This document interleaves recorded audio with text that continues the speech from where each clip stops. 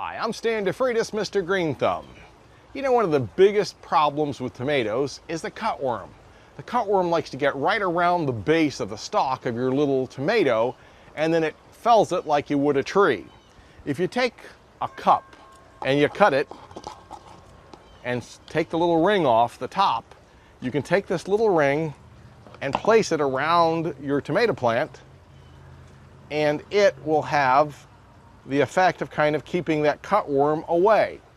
If you don't want to do that much work, you can even get a little toothpick. Take the toothpicks and put them right next to the stem of the plants. The little cutworm likes to curl around the stem, and if you interfere with that, well, you're kind of raining on his parade. He can't cut down your plant.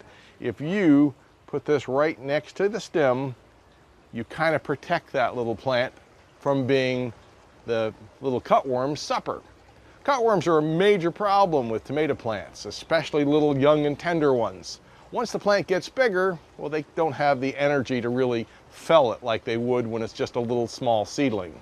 So protect those small seedlings either with a paper cup, or you can take a little piece of aluminum, or use the toothpick, and that should give you pretty good protection.